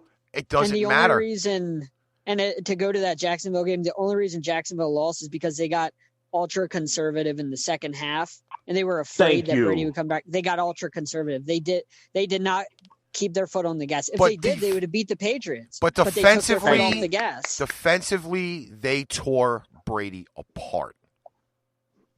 That's and the then key. they gave him new life by taking their foot off the gas. Yes, Off the gas. They gave him new life. By going 3 and out. But Now, yeah, the fact that Spags is the defensive coordinator, I give you that. That was against the New York Giants. That was 2007. And I'd like to argue that the offensive line that he has now is a little bit more spry than the offensive line he had in 2007. But that defensive line of the New York Giants is definitely not the same. But the key to Spagnuolo is this, though. And I rip apart my brother-in-law's team like no tomorrow. That run defense before this year was last in the NFL.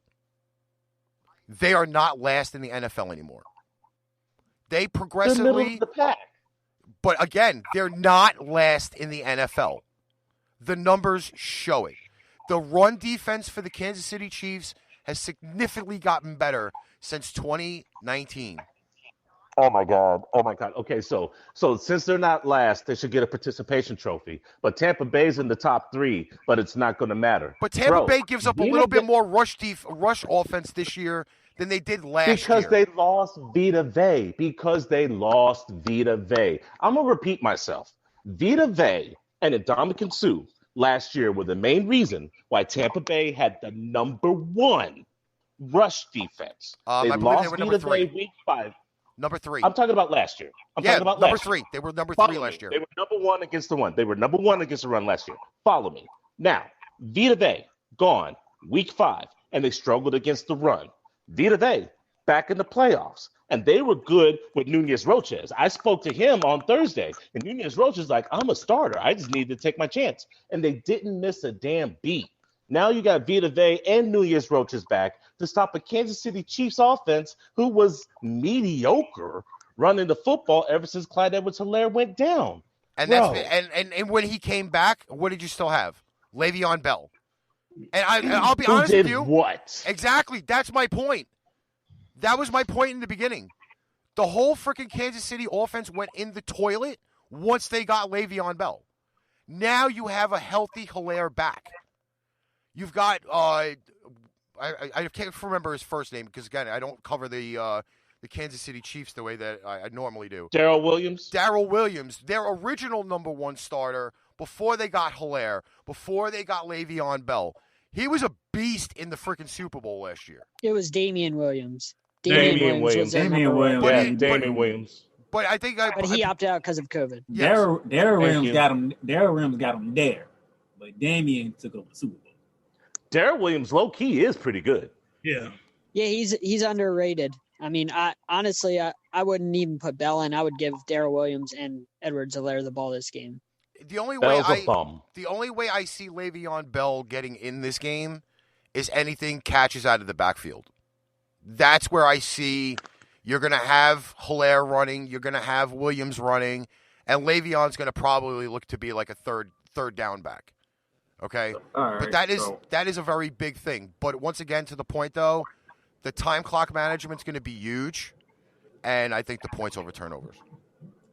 So my S factor for the Chiefs is Chris Jones because it's not if you get pressure. If you can get pressure up the middle of Tom Brady, it's going to be heavy because Tom Brady is not mobile. So pressure up the middle is the best way to get to Brady. Come off the edges, he can shoulder shake a bit, move over laterally, and still throw the ball. Pressure up the middle. Chris Jones has to dominate in the front for Kansas City. That's my S factor. Tampa Bay. My S factor for Tampa Bay. My three my guys up here. Y'all pick Ronald Jones in the running game. I'm not going offense. I'm going defense. Phil brought it up earlier. The linebackers for the Tampa Bay Buccaneers. Can you hold Kelsey down? At the same time, do your job in the run game. Because if you let Allaire get loose, that's another weapon for Patrick Mahomes to use out the backfield. Darnell, I believe under Todd Bowles' system, they don't have to worry about Hilaire because Vay and Sue is going to handle that. I'll repeat. Last year, they were number one against the run. They were number 3. I hear you. But I hear you. Here's my thing. If the linebackers can just throw Travis Kelce off his cadence, like you know everything's about timing and participation. So if you can knock Kelce off of his route, that's going to knock Mahomes off of the timing and in sync that he has with Travis Kelce. Now, he's not going to have a 5 to 7 step drop because Fisher's not there, and I don't know if you trust Allegretti. That's the offensive guard that replaced Tardif because he went to COVID. With that being said, if you can get a little pressure and knock Kelce off his route, you knock off the timing. That gives Pierre-Paul, Shaq Barrett, or Devin White a chance to get to Patrick Mahomes. Who was the sack leader last year? I forgot. I got this thing. I think it's halitosis. I don't know what I'm talking about. It was I think that's Alzheimer's, not halitosis. It's Shaq Barrett. I know. Yeah, it was Shaq Barrett. Okay. He outdid Aaron Donald.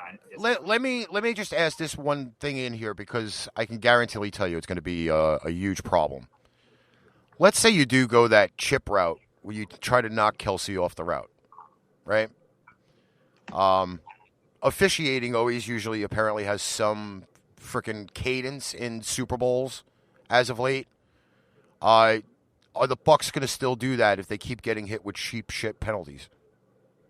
It's not a penalty to chip. Yeah. No. Yes, but if you do something within after the 5 yards though, which is more going to be probably you chip at the line of scrimmage. You don't chip down the field. But if he's not on the line and he's in the slot, your linebackers are not going to be up the middle. Hold on.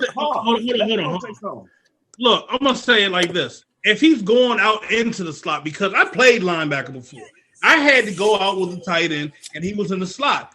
You get up on that line of scrimmage, and I mean, if you know press coverage, the definition of press coverage is be right up on the line of scrimmage. Get up in his grill. You need to get up in his shoulder pads, and you can literally make him your rag doll. Yep. Gotta hit him early.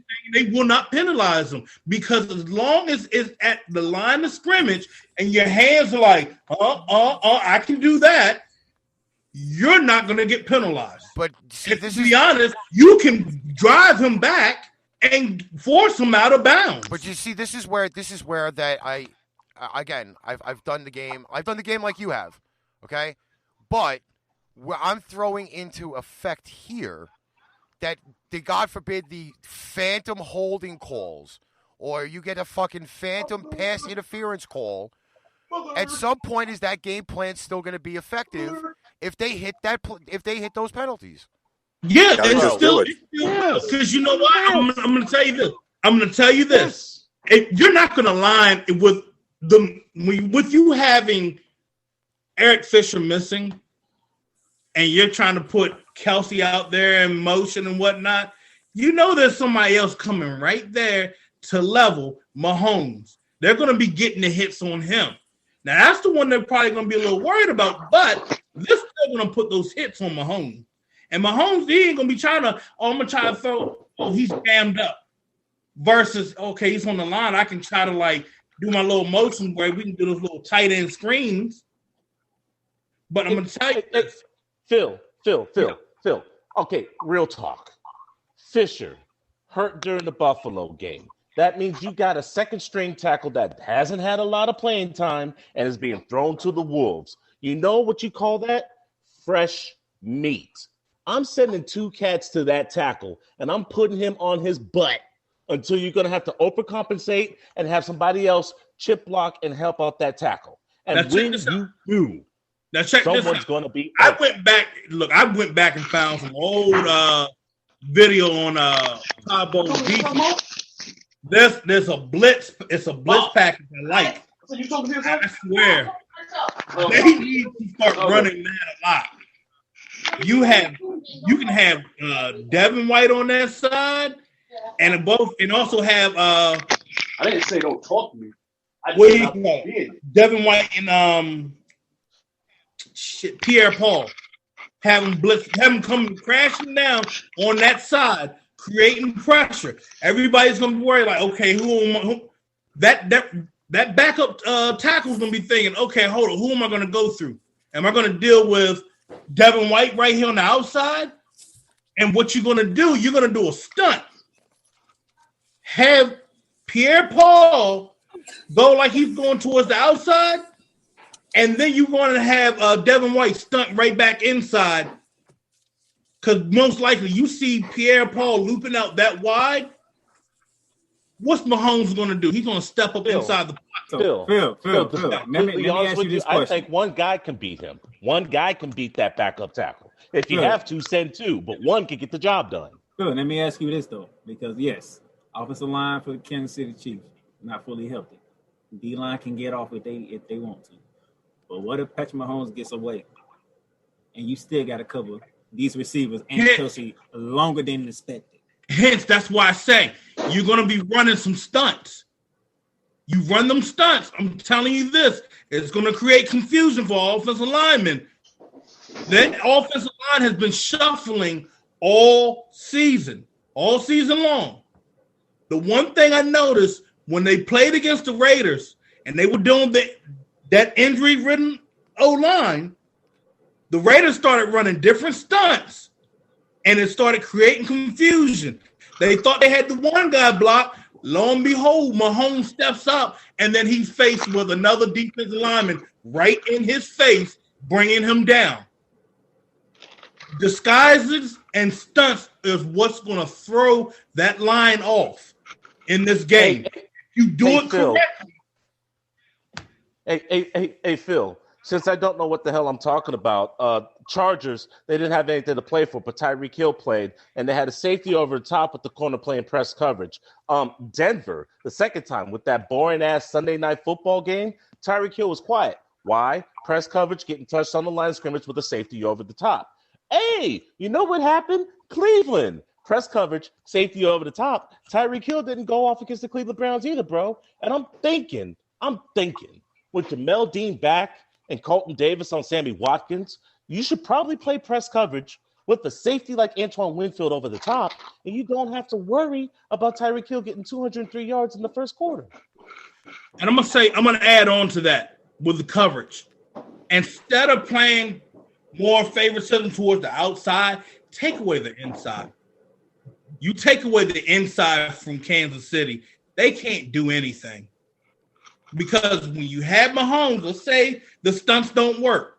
Mahomes running all around. Usually when he's making those passes across the field, it's right. It's at the middle of the field. All right. Take away the inside. So, let me get to Dre and Alex Flynn here, because you got your main game plan going into this game, right? What would you say should possibly be the second half game plan? Because you know Andy Reid gonna make adjustments at halftime. Go ahead, Dre. Brady better not have an encore like he did against Green Bay. It's that simple. Protect the ball. Don't turn the ball over. It's that simple. You cannot make the same mistakes with this Kansas City team that you did with Green Bay. Brady got to play it safe, play smart. Don't turn the ball over. Work the clock. Keep Mahomes' ass right there on that bench. And let's see what happens. I don't believe I need to shovel any more dirt on somebody's stupid-ass comment about me not knowing the game. But I have to say thank you to John Turner, because it's a football world and we just live in it. Shout out to John Turner. Pacific play, hopefully you can see this. Maybe I should zoom out on it. This play should look very familiar. Why does this play look familiar? When Colton Davis was burnt for those 2 long touchdowns, this was the play design. You had trips, right? With Clyde Edwards-Helaire off to the opposite side with Kelsey shadowing the tackle. What does this do? This is Watkins and this is Hill. Why are they like that? Watkins runs a 10-yard in or out. It doesn't matter because he's just trying to get the safety to bite. Hill is now in one-on-one coverage, and Carlton Davis can't keep up with the cheetah. So what happens? Middle of the field, because the safety bites, and then it's all the way open. How did it happen the second time? You flip it around, you play the exact same play. Now Hill's in the slot on this opposite side. This guy does a 15-yard bump and out. By going cutting in, he disrupts the other corner's route, leaving him one-on-one with no safety help, and then help is on the way because he has 2 touchdowns early. You take that play away. So you're basically playing the bomb play in NFL Blitz, which Pipebomb has behind him. Take away any He's run that long play all bombs. the time. I'll give you 3 first downs all day over 1 long bomb. You're going to have to earn it with me because sooner or later, I'm going to get to Mahomes. There goes my point of ball management or clock management. Like it. See, I love the way. You know what? I think we need to do these panels more often because they are very informative, and I like to start fires so you guys can just go off and enjoy everything. So, like, this is the group of people. This is just a few of the group of people that I talk sports with. Y'all hear the knowledge from these guys. So, as we get ready Darnell, to get what out are of you here, talking about? I don't know what the hell I'm talking about. Darnell, I'm stupid. I'm full of shit. By the way, Alex, you need to send me some of those playthings so we can post them. I don't know how to reach you. You can. Well, we have a mutual in Darnell. You can always, Okay. But, Alex, I know what people say about you, but when I listen to you and I got to know you, you know your sports. You worked on your sports. You worked on your craft, your knowledge. You was knowledgeable. So I don't care what they say. I don't. My either. Interaction with you. I don't either. I know you know your stuff. That's why I wanted you on. Be in Texas, you want to say something. Say something. What's up? You got something else you want to say on here? Well, yeah. Speaking of finishing the game, you say that thing on Brady. Tampa defense got to put the hell of a lot of pressure on Patrick Mahomes. They got to take the guy down.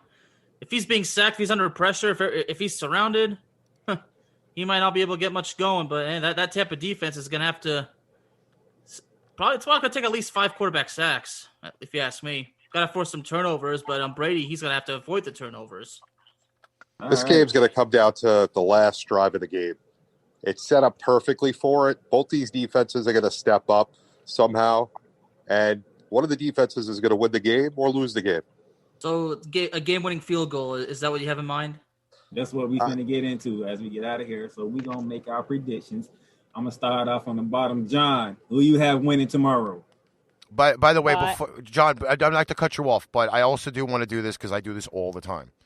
I want to put the NFL spread and the under-over in, and if you guys can pick it, that would be awesome. Okay? So general consensus right now is KC -3, under-over 56. Go ahead, sorry. I'll go first. Over. Definitely over. Over. Everybody's over. I like it. John, who's winning? See, the only way the Bucs win this game, I said this Tuesday on our show, the only way the Bucs win this is if they keep it in the 20s. They have to keep it in the 20s. They can't go into a shootout. Cannot happen. That's not how the Bucs play football. The Chiefs want you to get into that shootout. They want you to, because that gets them going. That gets them revved up. They want it to be a 35-35 type of game. That's what they thrive on. So if I have the Chiefs 35-28. I guess I'm going to go with for this one. Chiefs, that's how they're going to win. Is they're going to go into a shootout. The Bucs want to keep it lower scoring, kind of like the Giants, how they beat Brady. Keep it lower scoring. Don't let that offense get going. JB, who you got winning tomorrow? I like Kansas City to win it in the end on the last drive in a close game. I'd buy the 0.5 point and make it 2.5. And a great spread I saw from Rafael Esperanza from Doc Sports. He sent me the list of all the other bets. How many times Belichick gets set is one or more, minus 110. I think that's easy money if you're looking for a little prop bet action. I like it. Dre, I already know who you're going with. Let's give me a score. I can't give you a score, but I know Tampa gonna win. I say it stays in the 20s, and it has to stay there. It's like homeboy said. This can't be a slugfest. If it's a slugfest, Kansas City is gonna win. So it has to stay in the 20s. If it stays in the 20s, I'm going with Tampa to win the game. Phil, who wins tomorrow? Oh man, everybody says it's going to stay in the 20s and whatnot. I don't believe that. I believe Tampa Bay does win it. It goes in the 30s, 34-31. Last minute heroics. I don't have to ask Alex because I know who he going with. Alex, I gotta ask, who wins tomorrow? Turnovers, running game. Leonard Fournette, $125, 3 rushing touchdowns overall, not just Leonard Fournette. Bucks 38, Chiefs 34. But then again, I don't know what the hell I'm talking about. I'm going to caption that line for you every time I talk to you, okay? With a Marshall one. I'm just saying, someone was ignorant and said something. I had to sit them down. I got some more dirt if you need it. All right, so Bearman, our people been waiting a long time for this. Who wins tomorrow? So Tampa 34-27. Tampa 34-27. You got to buy a touchdown, Alex. I know Ricky don't like making picks, so. Well, since I said defense is going to be the much needed, like they're going to have to sack the quarterback, and with a defensive effort like that, and when you have a team like Kansas City, in my opinion, 34-27 seems realistic. Well, I have 2 picks for tomorrow, actually. One, the best pick of all, me being able to eat chili and all of that really, really great food while watching football, and I hope you guys get the chance to do that as well, because everybody wins on fucking Super Bowl Sunday. And I am actually going to go with the Madden simulation that's playing in our background right now on the show screen. They have it as KC 35, Tampa 23. Ooh. Oh, are we? Is that? That's interesting because that's just over the over under too. So that's interesting because that's usually how lines work, is where they just go over or just go under. So that's interesting you say that. All right, so now it's my pick, huh? Bearman, do you remember what I said 2 weeks ago when we was covering the Championship Sunday show? Just tell everybody, buddy. So, Alex, check this out. I said if a team makes it out of Lambeau Field to go back home to play, they was going to win. I'm sticking by it. Tampa Bay takes it, celebrates for the city of Tampa. The final score, 34-31. All right, so we somehow lost Snowman. I don't know where he went. Yeah, Snowman. Yeah, Snowman never came. Yeah, he never messaged me either. So. Where did he go? He was here, and then he bon voyaged. So I'm gonna go around everybody. Shout out your shows. And I do offer you that we are doing Sports Saturdays on the newly born Sound Machine FM. If you guys would like to participate in that, you get in touch with me. We get you a spot on a Saturday.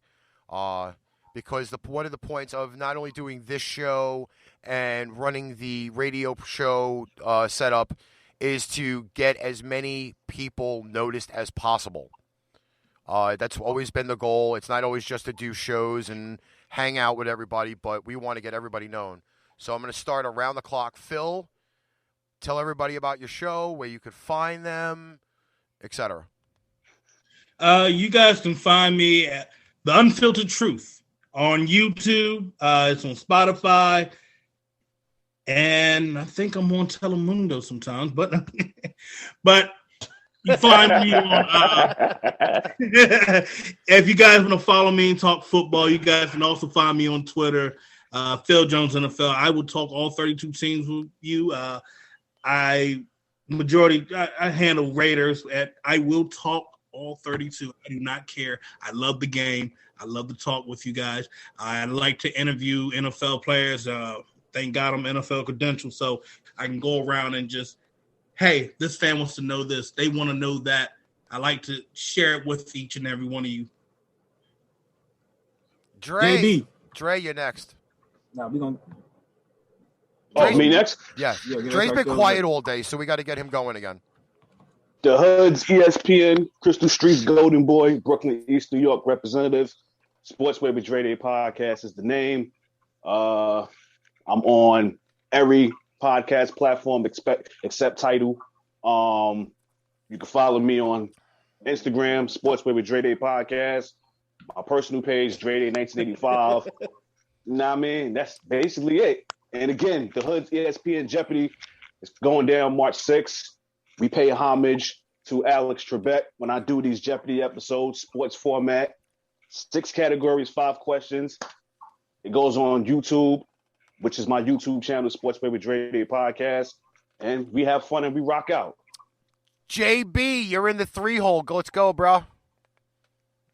What's going on? JB_ the program on Twitter.